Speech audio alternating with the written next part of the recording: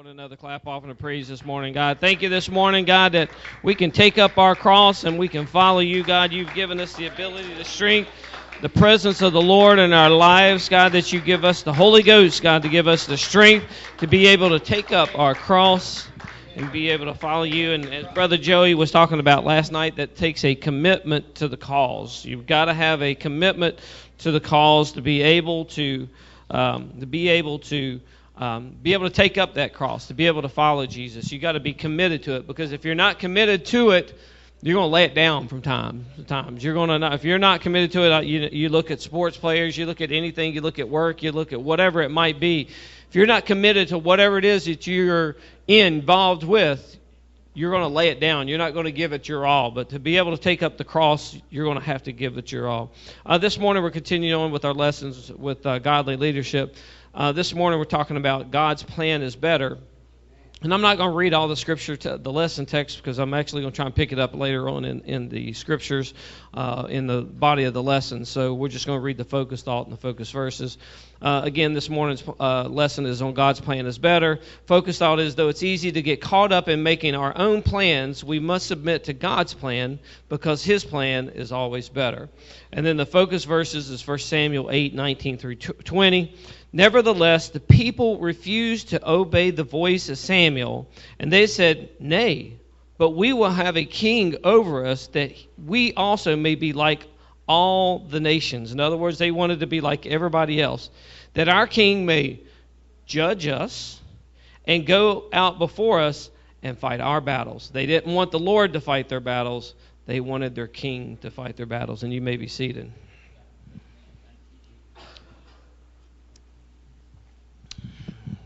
God's plan is better.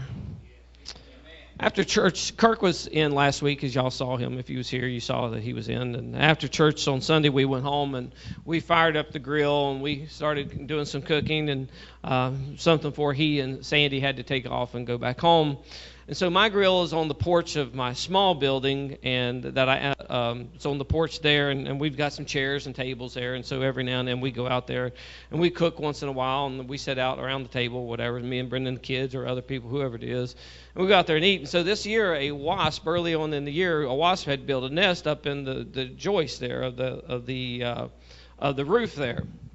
And so it was a rather nasty-looking wasp. It wasn't your normal wasp. They looked like a hybrid of a yellow jacket and a wasp. They looked like little nasty things. But a couple of times we've cooked out there, and the smoke has run those things off, but they always keep coming back. But they've never really bothered us. We didn't have any confrontations. I actually was spraying some lacquer or something like that on a tabletop, and I thought one night, I'll go out and spray some lacquer on them things. That'll take care of them. It just made them mad, so I left them alone after that. So we kind of had this relationship where it was live and let live. They didn't bother me. I didn't bother them. And we just kind of left it at that. And that had been my plan all along. I wasn't going to bother them. I was just going to let them do their thing. Eventually, wintertime will come around, and they'll just kind of disappear. But Kirk, when he got there, he saw the wasps, and so he had a different plan of his own. And his plan was to knock the wasp nest down. Okay, now remember, we're getting ready to eat right here, and he's just going to, he wasn't going to kill the wasp, he was just going to knock the nest down. So he takes his hand, his hat, whatever it is he happens to have, and he smacks it, and he walks away like nothing's going to happen to him. Well, you know what happens. Those little wasps, and they're aggressive as all get out. And so he thinks he's going to get out of there, nothing happened, and all of a sudden he gets popped on his hairless head a couple of times, and he's running off and doing like this. And the whole time we were eating after that, these things are flying all over the place trying to find out when we're right there, and they're flying all over the place, and we're having to watch out for them. And I had to keep the grill running to keep the smoke and everything down, to keep the smoke and the heat up to keep them ran off. And in my plan, we'd gone all summer and hadn't had the first incident, hadn't had the first problem. We'd eaten out there several times. After Ralph's viewing, we went out there and we cooked, and we had a bunch of, Danny, Tanya, and Ray, and we had a bunch of people there. We probably had 40 people there, and those bees didn't bother anybody that day. They didn't bother anything, and they did their thing. Again, I done my thing, and there was they wasn't in my way, and I just wasn't in their way. We was not bothering each other, but Kirk's got stung within the first 5 seconds of his plan. Within the first 5 seconds of orchestrating his plan, within less than that, he gets stung a couple of times, and we were watching the rest of the bees. And I think my plan was pretty effective. I think my plan was a much better plan than his, because it been proven out over experience. I had experienced these bees. I had lived with these bees. I knew them. They knew me. Kirk's plan just wasn't thought out all that well. It's just like spurring the moment, especially knowing that we were getting ready to eat right there, and those bees are going to be searching for their home the whole time. There was no reason for me to deviate from my plan unless you just didn't like bees. And I assume that they don't like us either. But if I'm not bothering them and they're not bothering me, why bother them? Why just not leave it alone? And some of the best laid plans we can have in life can spiral out of control with spur-of-the-moment decisions that we have that don't look at the entire picture, that doesn't look at everything. You've ever been in that thing where you had something in your mind and you're going to save money for it. And I'm saving money for this. I'm going to save up money, and I want to get this thing. And all of a sudden, here comes that boat. Here comes that car. Here comes whatever it is, something that all of a sudden just catches your eye. And then, boom, there goes all the money, and you're sitting there, oh, my plan to do this or whatever. That's gone out the door. We went on vacation there a couple of years ago, and I spent a little bit more money than I really wanted to. And so, as a man, I'm like panicking. I'm like, oh, my cash is gone. I got to get my cash back in. So I decided I had 4 vehicles, and 3 of them were paid for. And I thought, well, I'll just sell a couple of these vehicles. The kids hadn't started driving yet, and I'd bought them to get ready for them to drive, but they weren't getting ready to drive yet. So I'll sell these cars, and I'll be able to put my cash back in the bank, and everything will be back right where it was, and everything will be good. And they were 3 wrecked vehicles. I'd got the little Red Ranger and the little silver Jetta, I think, that Sister D's husband still drives, I believe. I guess he's still driving. And I had that, and that was one of them. And then I guess the Blue Edge that we got now. And then, the only thing we owed for was that one. Everything was wrecked. They were cheap. And so I bought it, and I put my money back in the bank. And then I remembered, the kids are getting ready to drive. And I got to buy 2 more vehicles. And I didn't think about that I'd have to eventually replace them. And the moment I sold them, I began to regret that I had sold them. I just done it at the spur of a moment. Like I panic. I got to get some cash. What if something happens? I got to have my cash back. And if I had stuck to my plan, I had already planned this out. If I had stuck to my plan, I had a way devised where we could be able to save and do it. I would have been out of debt in 2 years' time. I would have been completely out of debt. But because of that bad decision, and because of a couple other bad decisions that just kind of tumbled on top of each other, several years later, we still have some debt left over. But because of one bad decision, just one decision, I could have been paying cash for what, not big ticket items, but I wouldn't have had. That's nice to be in life and be at a point where you say, I don't have any debt. It'd be nice to know that I didn't have to pay somebody something every month. I didn't have to if I wanted to get real cheap. When God saw that Abraham would not even withhold his own son from him, he decided that Abraham was a man that he could really trust to make a nation out of. He said, I can do something with this guy. This guy, I can trust him to carry my name. So God put a plan together that he would bless Abraham, and he would bless Abraham's offspring, and it would carry on throughout history. Bring up Genesis 22:15 through 18, please. And the angel of the Lord called unto Abraham out of heaven the second time. And this is when he was getting ready to offer up his son. And said, By myself have I sworn, saith the Lord, for because thou hast done this thing, and hast not withheld thy son, thy only son, that in blessing I will bless thee, and in multiplying I will multiply thy seed as the stars of the heaven, and as the sand which is upon the seashore. And thy seed shall possess the gate of his enemies. And in thy seed shall all the nations of the earth be blessed, because thou hast obeyed my voice. Because Abraham obeyed God's voice in the most difficult test that I believe has been given to a man on this earth that wasn't Jesus. That's been the most difficult test that's been presented to a person. And Abraham was willing to obey God.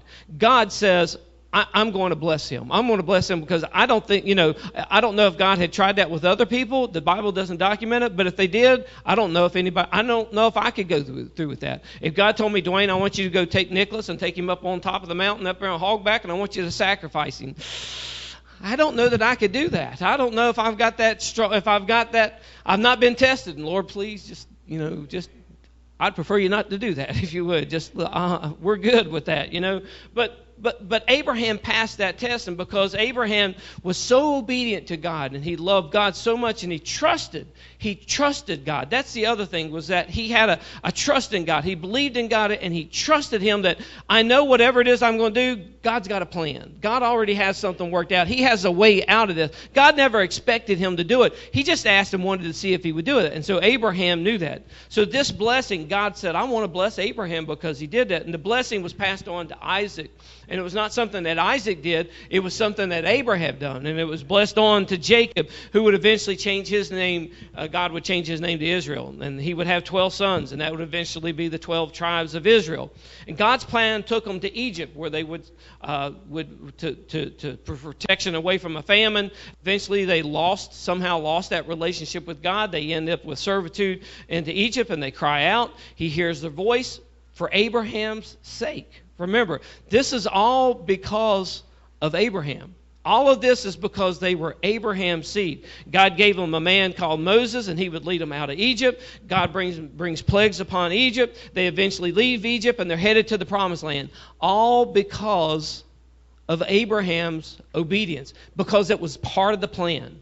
That was God's plan. And so during this time while they was in the wilderness, God gave Moses a plan that would be the nation of Israel. It would be a nation, and he gave them their laws, and he gave them what type of government that they would have. And the type of government that he had was called a theocracy. It's basically a nation that would trust in a sovereign God and divine law, and then that law would be administered by the man of God. God would speak to the man of God, and then the man of God would be responsible for that. Bring up Exodus 19:3-6. And Moses went up unto God, and God called him out of the mountain, saying, Thou say to the house of Jacob, and tell the children of Israel, Ye have seen what I did unto the Egyptians, and how I bear you on eagle's wings, and brought you unto myself. Now therefore, if you will obey my voice indeed, and keep my covenant. Remember, it's all about obedience and keeping the covenant.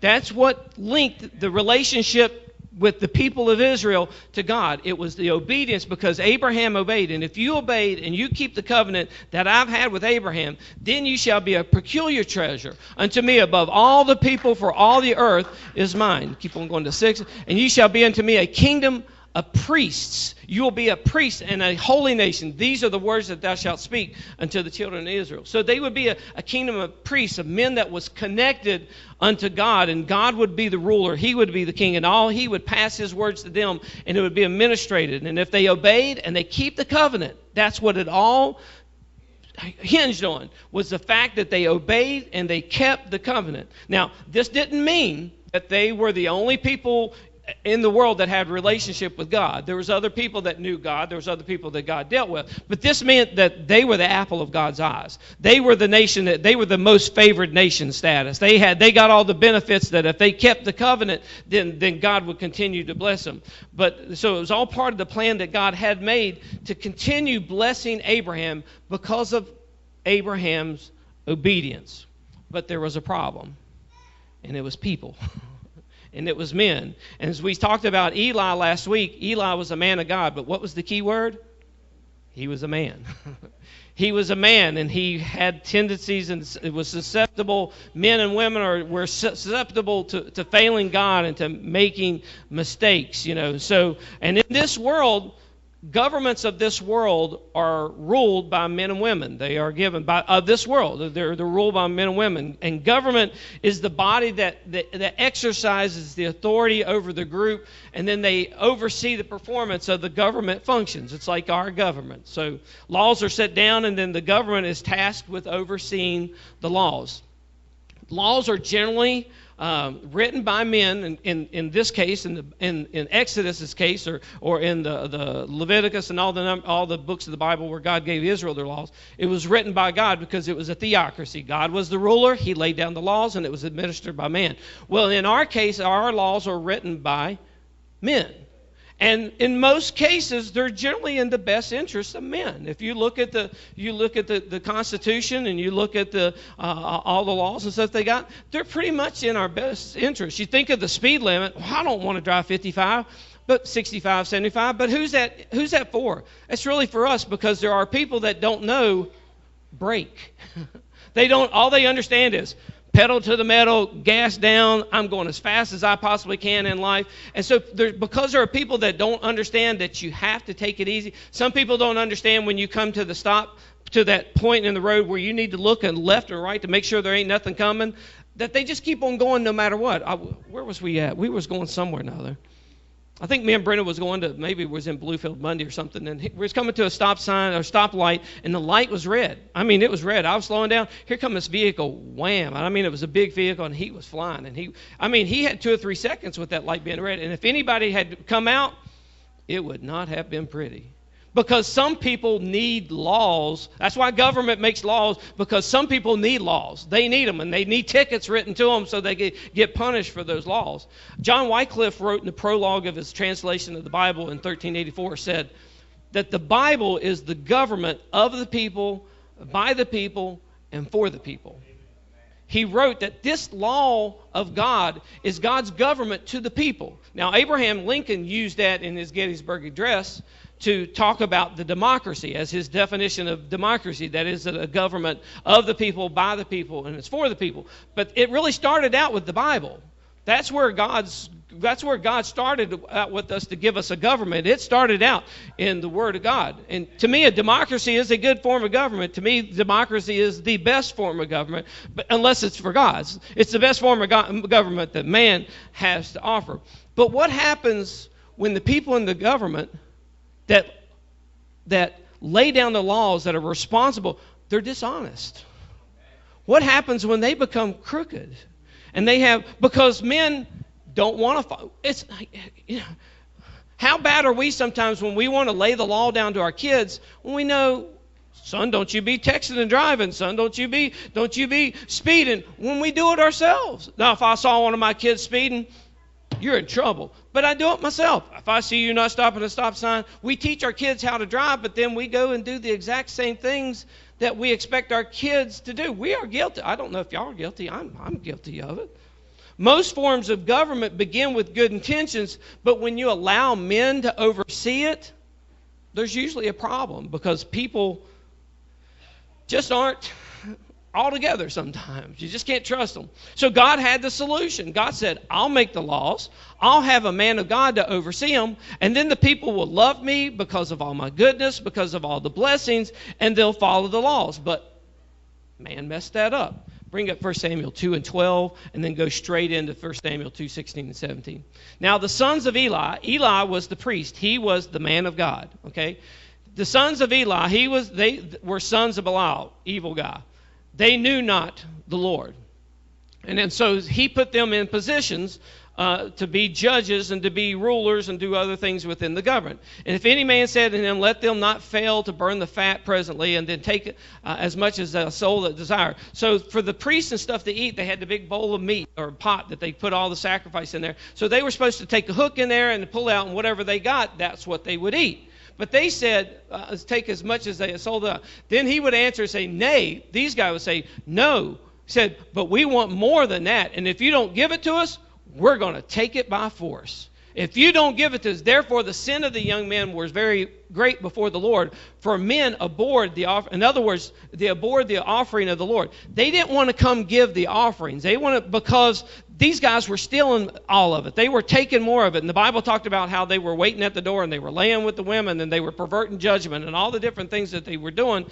Eli was the priest. He was the man of God, but he was responsible. He had a lot of responsibility. He had a lot of power, because in his hand lay the covering of the sin for the people. He was like that guy that sits in the box with the Catholics. I forgive your sins, confess to me your sins. And people, that wields a lot of power in people's minds. I have to go to this guy to get forgiveness of my sin. When I think I have to go to Brother John to get forgiveness for my sins, and Brother John says, I don't think I'm going to give it unless you slide me a little bit of green there. And if you, I'll give you the okay if you give me a little bit of money. And that's what happens, because when you allow men to rule, to govern, to set the rules, to do these things. And so he was responsible for this stuff. And so his sons used their dad's power to get what they wanted. And he allows this to go on. Eventually, we talked about it last week. The light in the temple goes out. God begins to go looking for goes looking for Samuel. He gets things back on track. But he ends up with the exact same issue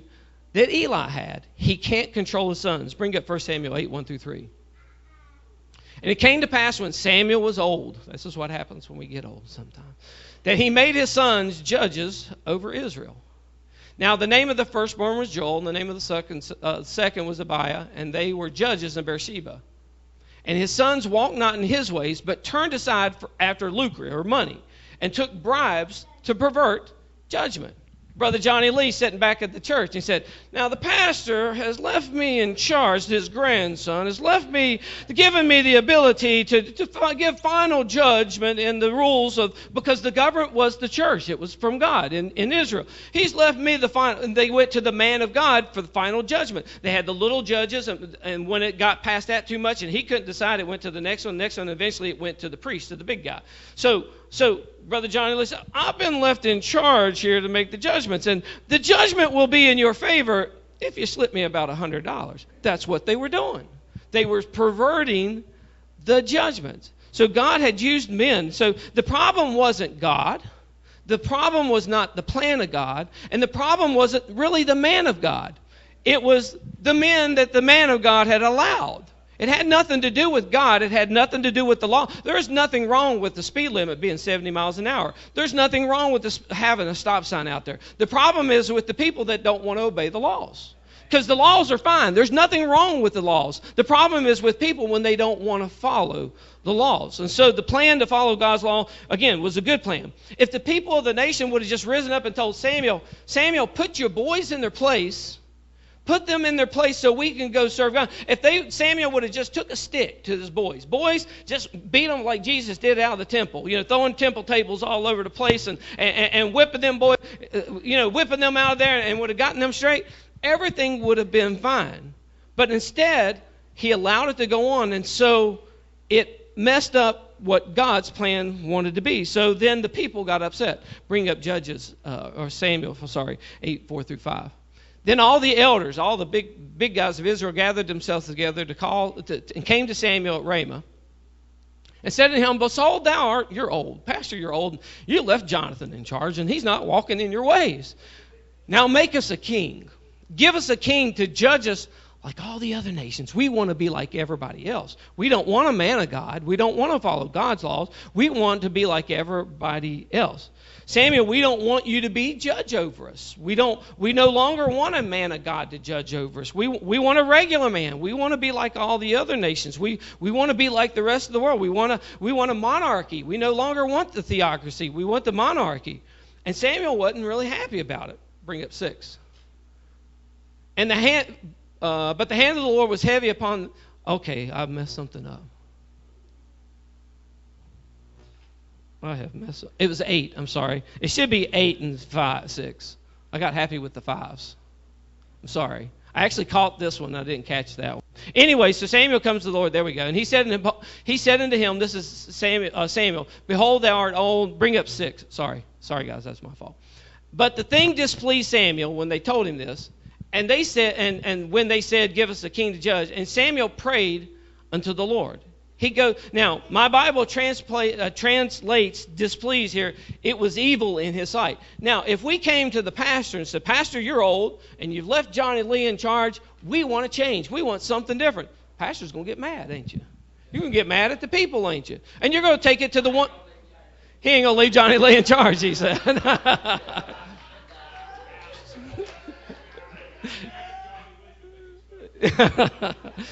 So anyway, the pastor's going to go to the man that's above him. You're going to go to God, right? God, listen to what these stiff-necked people have done. Listen to what this they want to replace me. Now, this is where Samuel messed up.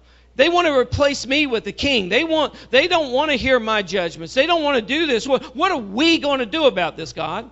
But God talks Samuel down. Bring up 7, please. It should be, I got 8 and 7. Yes, sorry, I got happy with the 5s. And the Lord said unto Samuel, hearken unto the voice of the people and all that they say. Listen to them, Samuel, and do what they want you to do. For they've not rejected you, Samuel. They rejected my government. They've rejected the government of God. They have rejected God as being judge, that I should not reign over them. They no longer want me to, it has nothing to do. It's not, when we reject the government, we're not rejecting the president, and we're not rejecting, when we reject democracy, we're not rejecting the president, we're not rejecting our congressman, we're rejecting the Constitution. We're rejecting the forefathers that wrote the Constitution when we go against the Constitution, okay? And so what we're saying here, what they're saying is here, we don't want God no more. We don't want God. We don't want His judgments. We want a man to rule over us. We want somebody like that. We want somebody. We want a monarch. We want somebody that we can actually look to, and he's the top level. You know, right now, if we want to go to the top person in the church, I can come to the pastor, but really you're not the top person, are you? It goes to God. And if I want to talk to God, really, in there, I had to go through him. I don't want to go through him. I want to go straight to the top. I want to go to the top. And that's what they wanted. They wanted direct access to the top. So you know what they said? Cut the top off. Let's take it a level down. Let's get rid of the top, and let's get rid of the president. Let's go vice president. Let's set us a king. Somebody we can see and we can go to, and we might be able to manipulate. When it all comes down to it, that's what it all is. They want to, because they couldn't manipulate God.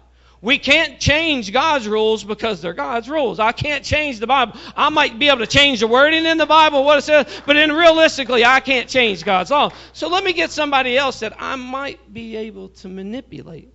They wanted their own style of government. That's what they wanted. They wanted a government that was, instead of being on God's shoulders, they wanted a government that was on man's shoulders.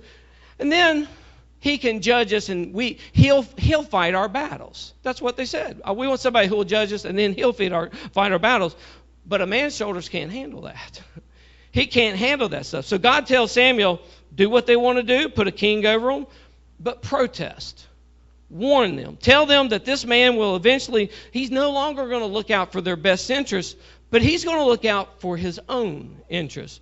It's just like you see it a lot of times, and you go to a lot of churches, and I won't say, maybe I should put the mic down, maybe I shouldn't, but you go here, and it's like pastors set up their entire family to run over churches, and that can get a little bit, I know I'm family with the pastor, but the pastor knows he can come down hard on me, and I'm going to, yes, sir, pastor, and you know, they like to do that so they can keep control, because they can manipulate the family. That's what they like to do a lot of times.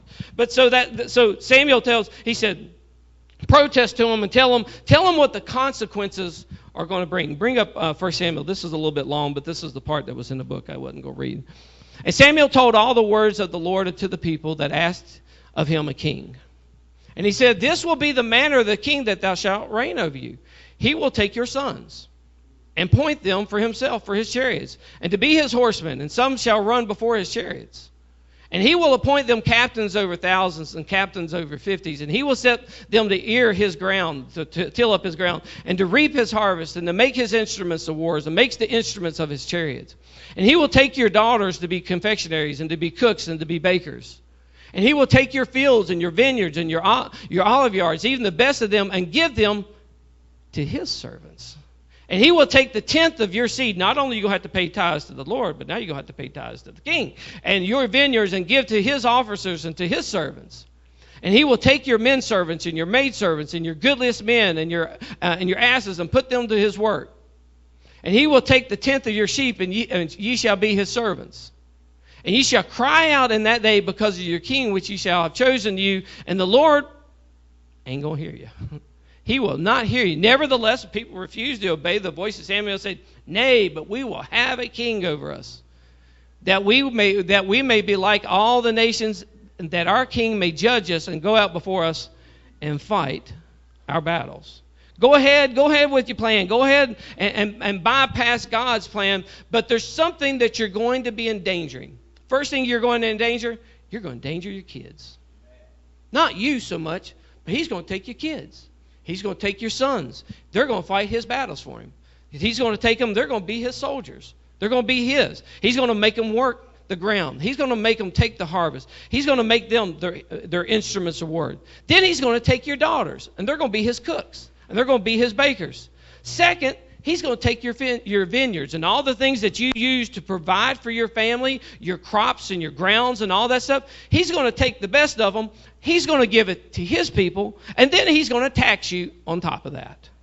No longer will you have to give the 10% to the Lord. You got to give a tenth to the Lord, and then you got to give a tenth to the king, and so he can take his cut and he can build his houses, and he can go to Larry J. and Daryl and buy all his new chariots, so he can have them fashion all those things. Then he's going to take the things that you provide for your family. He's going to take control of it. Not only is he going to take part of it, now he's going to take control of it too. He's going to give it your gardens and all these things, and he's going to peel his portion away from it. And the last thing he's going to do, he's going to endanger your relationship with me. Because when you get to the day where you find out my sons and my daughters and all the stuff I have, this king has taken rule over. He has taken control. And then all of a sudden, God, we want to change this mistake that we make it. I want to get rid of this. And you're going to cry out to the Lord, and God says, I ain't going to hear you. I ain't going to listen to you. You're going to want to come back to the place. You're going to want to hit the reset button. But you know in life, you know how many reset buttons there are in life? 0. I have yet to find one. Y'all got one? Anybody found one in life? I have yet to find where I have made a mistake. I told you about the financial mistake I made, and it still costed me.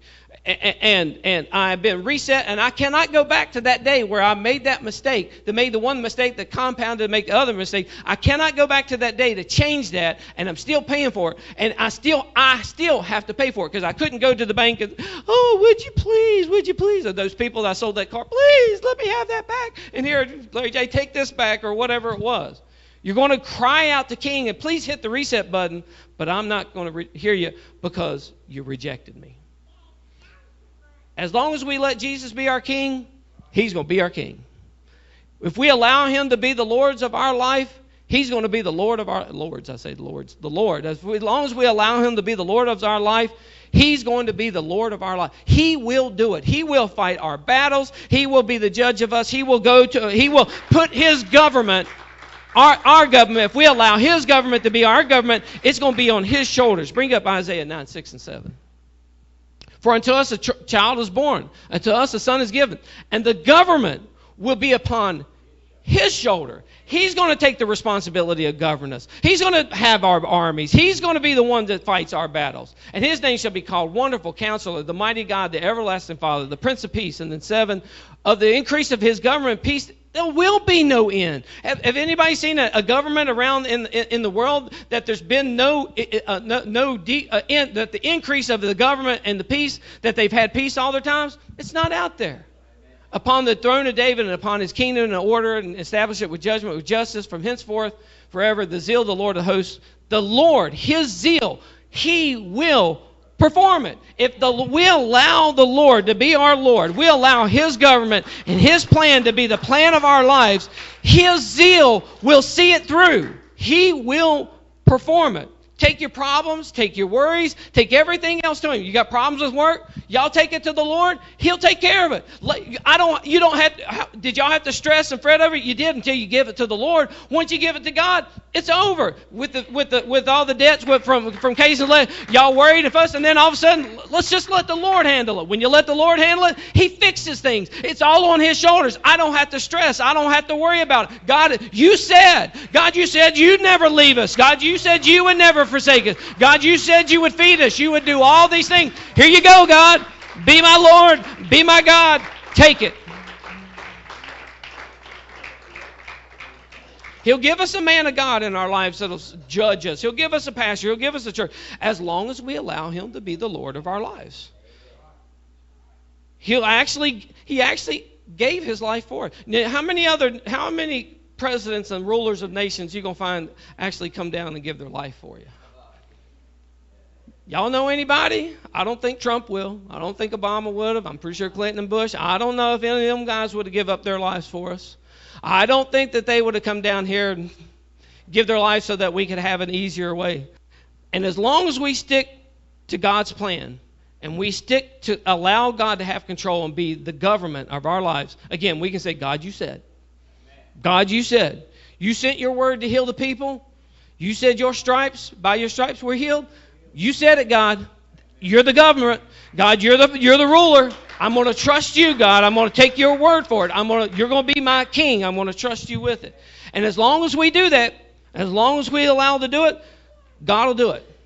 God will do it. I have never seen God fail at me anything in my life. God has never failed in anything. Every time I've allowed him to have control with it, what the pastor was talking about, the place on his face, as long as I've allowed God to have it and I didn't meddle in it and try to fix it and then change the rules and the regulations and the things that God wants, never seen God fail when he keeps it. He even gives us the pastor that communicates what God's idea is for us. He says, steward's got to be found first. What? You said it last night. It's got to be found faithful. Holiness without which no man shall see God. Obedience is better than sacrifice. I can bring you up scriptures. I can show you all the things where God says that if we keep our end of the bargain, God will keep his end of the bargain. If we follow the covenant that God has given to us, then God will follow his end of the covenant.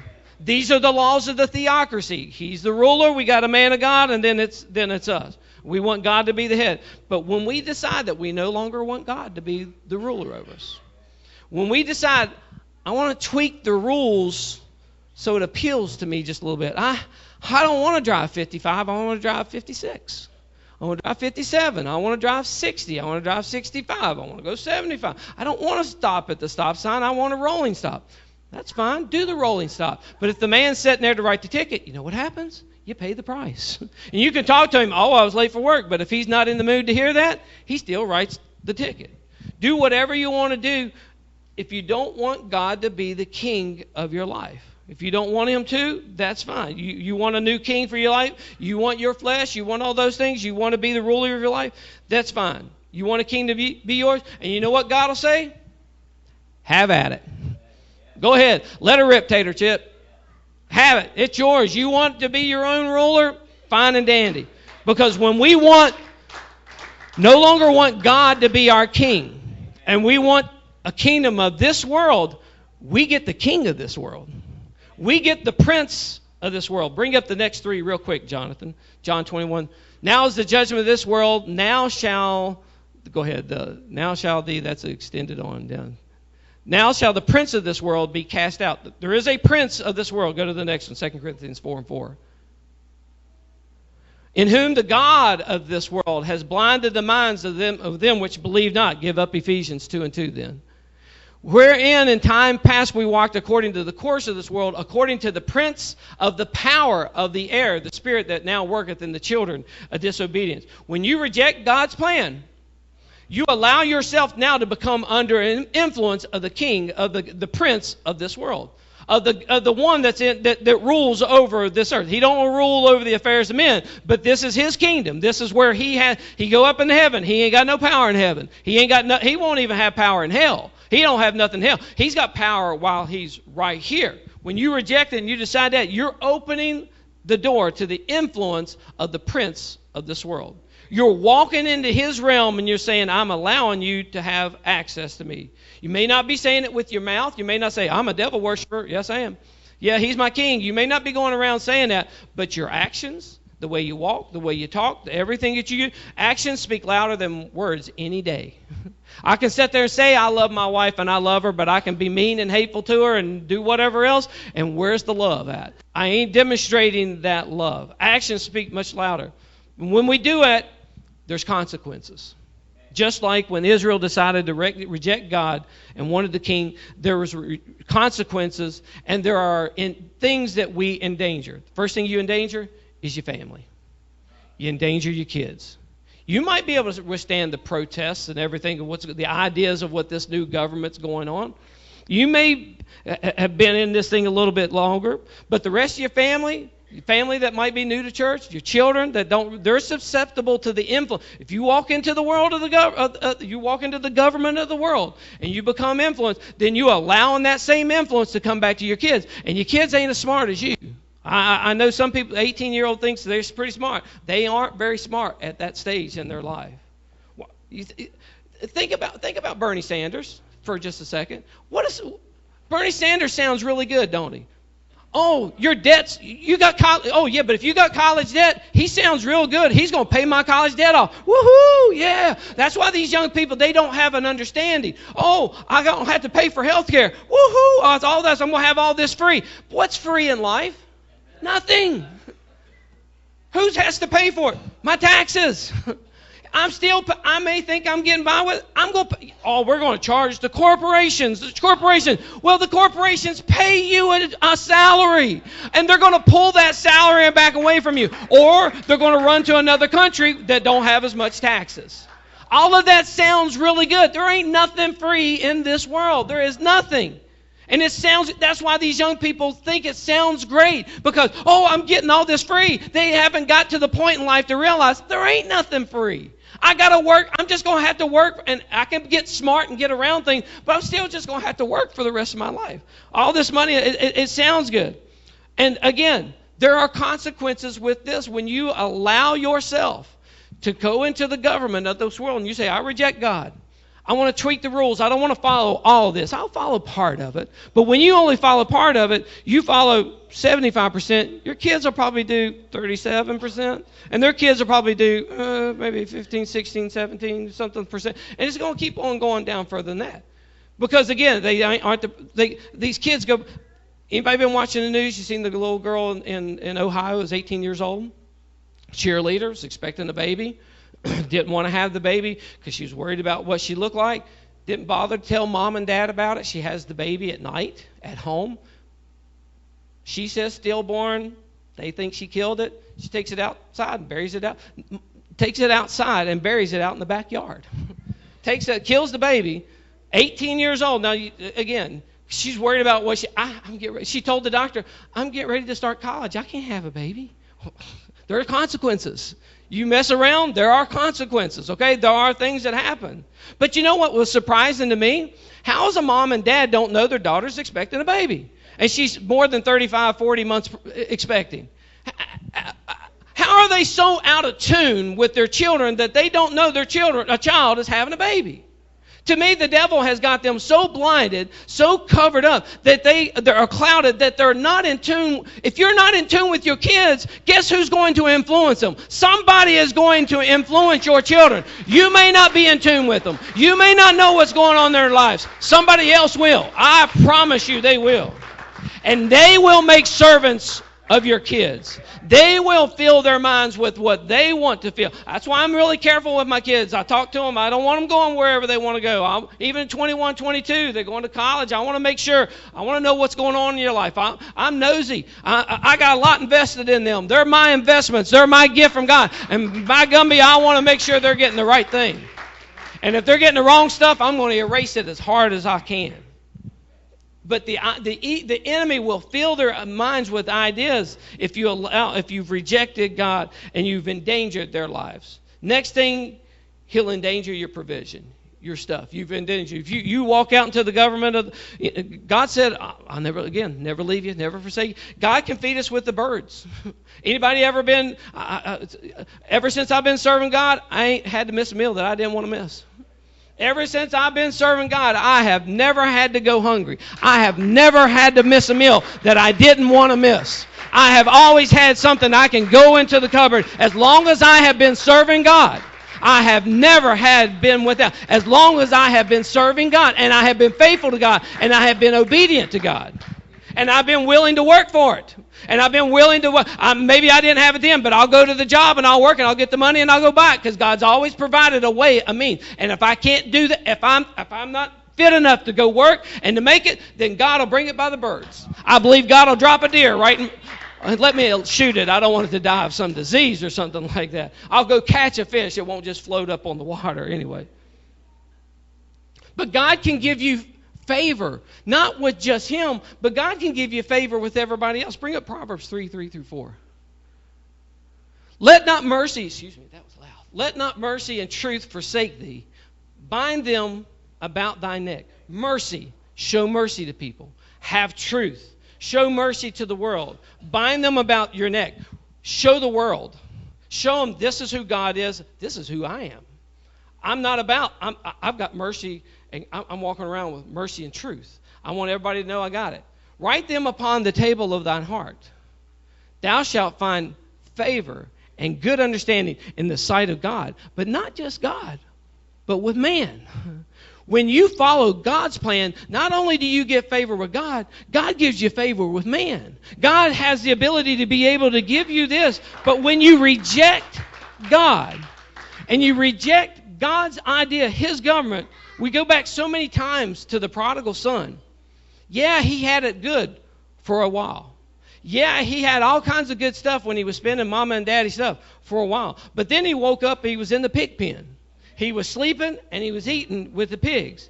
Had everything that he wanted while he was at his dad's house, but he took his youth, and this is where I'm talking about there's no reset button. He took his youth and he took his energy and he gave it to the enemy. And when he went back to daddy's house, he didn't have anything he left with, and he couldn't get that stuff back. Daddy had other stuff to get him. When you reject God, you lose everything that you just left with. And you can't get that. When I give my youth and I give my energy to the devil or I give it to the world, I don't get that back. If I've been in truth and I leave and I'm gone for 4 or 5 years, I don't get those 4 or 5 years back. That's gone. I don't get that back to serve. That's why serve the Lord in your youth. Serve him when you're youth, because as you get older, there'll be one that binds you up. There'll be one that carries. He'll put you up on his shoulders if the government. He'll put his government on the shoulders. And the prodigal son lost all that. He couldn't go back and get it. Now, Daddy had other stuff to give him. Daddy still took care of him, but he couldn't get back. And that's just like with God. The enemy don't care about us. The enemy could care less. He don't care if you're food and clothes. He don't care if you got food. He don't care if you got raiment. He don't care if you got something. All he's worried about is your soul. That's the only thing he cares about. And the moment that he gets what he wants, how many times have we seen it out in the world with these guys and girls? Or the girl wants the guy or the guy wants the girl. As soon as they get what they want, wad them up, throw them away, and go get to the next one, right? This is almost all adults here. We didn't have all adults. But anyway. But you risk those things. You risk the things, the provision, the thing that God has given us when we go to the world, that we go to this world. And the last thing we risk is we risk our relationship with God. Bring up 1 Samuel 8 and 18 again. And ye shall cry out in that day because of your king, which shall have chosen you. And the Lord will not hear you in that day. God says, you've dug your pit, you dig out of it. You dig your way out of it. You've made your hole. You planted your corn. What do you do with it, Sister Clark? You shuck it. When you planted your corn, you got to get yourself out of it. I know that's hard, but that's the truth. The prodigal son, did Daddy go looking for him? That didn't mean he couldn't go back home.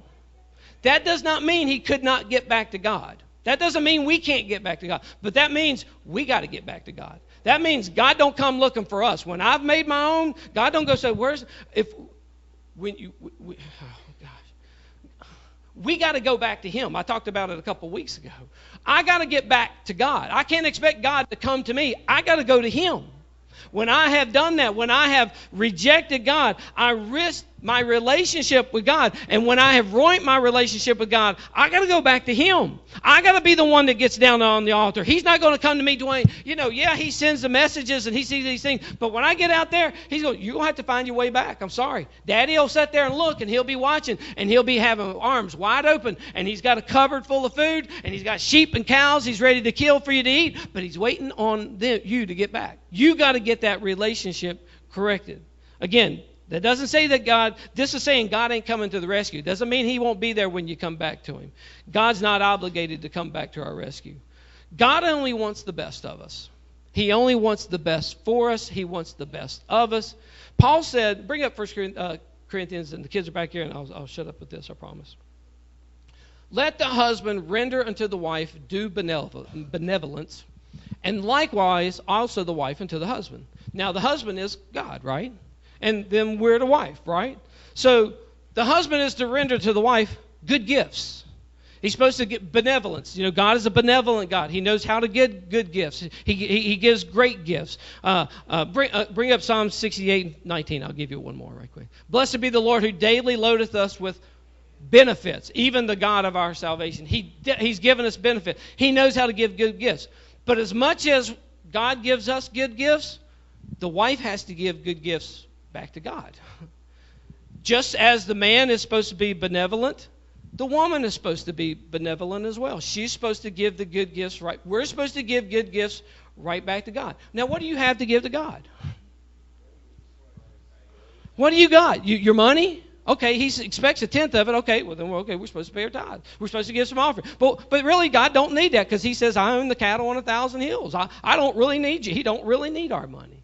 But what is the only thing that you have of any value? It's your life, though. I know we're supposed to give him my life is the only thing that God, my soul is the only thing that has any value. It's the only thing that's eternal. It's the only thing that I got. And yes, I'm supposed to give praise. I'm supposed to give thanksgiving and all. But I've got to give God my life. I've got to allow him to be the king, to be the Lord. And that's God's plan for us. And if we stick to God's plans, his government will be, our government will be on his shoulders. He'll take care of it. But the moment that I turn away from God and I go to my own government, God says, have at it. My life, if I allow God to be my life and I allow his plan to be my life, he will be it. He will be the judge over me. And he'll fight my battles. He will fight my battles. He will take care of me. He will watch over for me. He will be the government that, I know we want a government that provides for everybody, that just hands out money and gives, some of these candidates, we're going to give everybody $10,000 a year. We're going to give money. All that's got to come from somewhere. But God, there's no end to the increase of his government. There's no end to it. God's government just keeps on growing and giving and stuff. And that's the government of God. And if I allow him to be my king, that's why I got to let God's plan be the plan for my life, Pastor.